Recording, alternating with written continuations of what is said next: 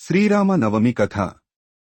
ప్రాచీన కాలంలో ఉత్తర భారతదేశంలో ఉన్న అయోధ్య అనే నగరాన్ని ధర్మబద్ధంగా పాలించే దశరథుడు అనే మహారాజు ఉండేవాడు. అతనికి ముగ్గురు మహారాణులు, కౌసల్య, కైకేయి మరియు సుమిత్ర. కాని రాజుకు చాలా కాలంగా సంతానం లేకపోవడం వల్ల ఆయన మనస్సులో బాధ ఉండేది.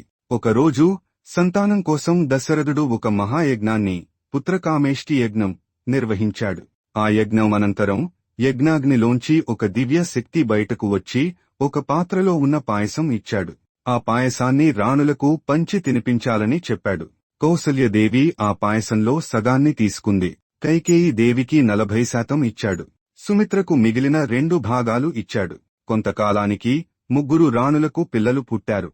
కౌసల్యకు పుట్టినవాడు శ్రీరాముడు, విష్ణువు యొక్క 7వ అవతారం. కైకేయికి పుట్టినవాడు భరతుడు. సుమిత్రకు 2 కుమారులు, లక్ష్మణుడు మరియు శత్రుఘ్నుడు పుట్టారు. శ్రీరాముడు చైత్రమాసం శుక్లపక్ష నవమి నాడు పునర్వసు నక్షత్రంలో మధ్యాహ్న సమయంలో జన్మించాడు. అందుకే ప్రతి సంవత్సరం ఆ రోజును శ్రీరామ నవమిగా జరుపుకుంటారు.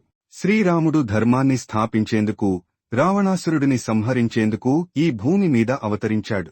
ఆయన జీవితం సత్యం, నమ్మకం, ధైర్యం మరియు సేవకి నిలువెత్తు నిదర్శనం.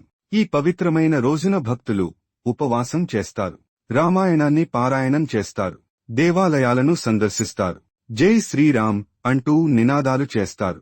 శ్రీరాముని పుట్టిన రోజు కేవలం ఉత్సవమే కాదు, అది సత్యం, ధర్మం, ప్రేమ, సేవ అన్నీ గుర్తుచేసే రోజు.